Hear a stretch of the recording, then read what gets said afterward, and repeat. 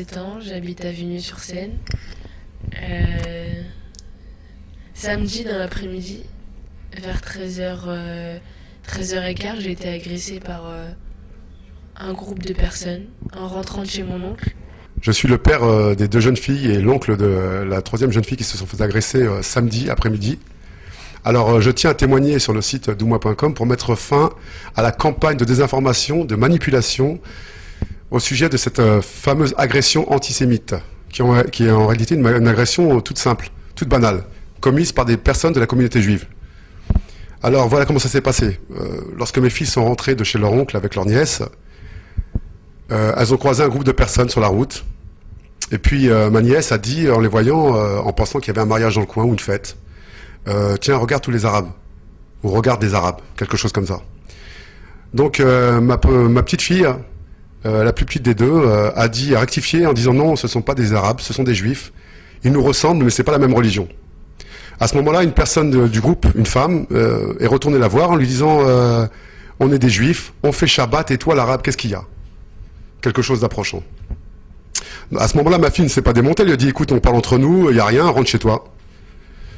À peine a-t-elle terminé de la renvoyer chez elle, un gaillard de 110 kilos, que j'ai pu voir après, c'est pour ça que je précise le poids de la personne et la taille, 1m85, 86, plus grand que moi en tout cas, est arrivé, a parlé avec la fille, et tout d'un coup a saisi ma fille par les cheveux, l'a jetée par terre et il a commencé à la piétiner. Après, il l'a traînée dans un hall proche pour lui frapper la tête contre le mur. À ce moment-là, toutes les personnes qui étaient avec elle, avec cette personne-là, de confession juive, chose que je ne savais pas à l'époque, enfin au moment des faits, se sont mis autour de ma fille et de ce personnage et ont commencé à empêcher ma fille et ma nièce de les séparer. C'est-à-dire que eux ne les séparaient pas l'agresseur de ma fille, ni ne laissaient passer les personnes qui voulaient intervenir pour les séparer. Donc, à ce moment-là, des passantes ont vu la scène et ont dit qu'est-ce que vous faites? Et ils ont lâché ma fille en disant nous on frappe pas les filles, ils sont partis. Et après j'habite pas très loin, j'ai entendu des cris. Et j'ai reconnu, parce que c'est mes filles, j'ai reconnu le son, la voix de mes filles. Donc je suis sorti, et en sortant, je croise les agresseurs. Mais je savais pas qu'ils avaient agressé mes filles, je savais pas encore. J'arrive, je les vois dehors, en train de crier et tout, je dis qu'est-ce qui se passe? Et ils me disent on a été agressé, textuellement, ils m'ont dit on a été agressé, on a été insulté.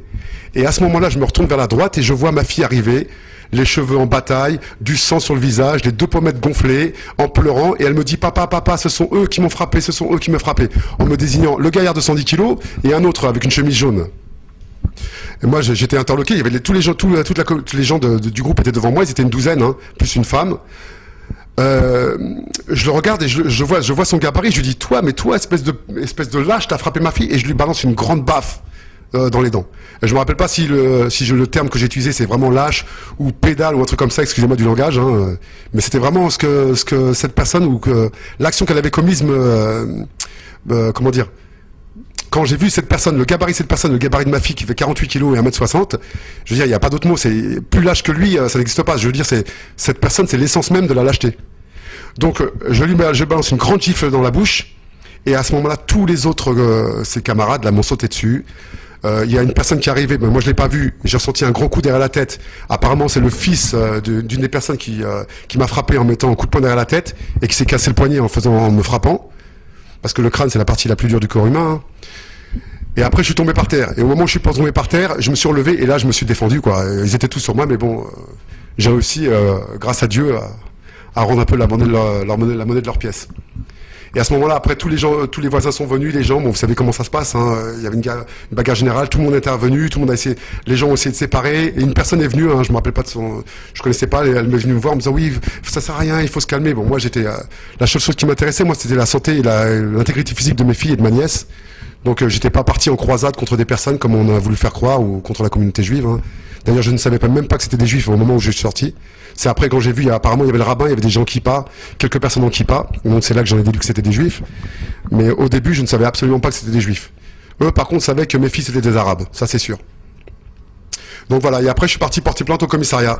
Donc j'ai vu sur le site de Samy Gosselin ou de DR2Z, de Patrick Rimbert, que la police est intervenue, que nous avait arrêtés. Alors ça, c'est complètement faux, encore un mensonge. Apparemment, ils sont coutumiers du fait. Et donc on a été porté plainte, moi, mes deux filles et ma nièce. Et puis après, bon, on est parti à l'hôpital pour les constatations d'usage, à l'unité de consultation médico-judiciaire. Et moi, je suis resté pour me faire recoudre la main jusqu'à 3 h du matin à l'hôpital. Donc voilà mon témoignage. La fille, pas les deux, elles sont choquées par ce qui s'est passé, parce qu'elles n'ont pas compris. Mais la plus traumatisée, c'est ma petite fille de 48 kilos, hein, où je vous dis, c'est la plus petite, la plus mince. D'ailleurs, c'est pour ça certainement que ce grand courageux là s'en est pris à elle. C'est la plus petite. Elle m'appelle toutes les 5 minutes, elle se réveille la nuit, elle a peur, quoi.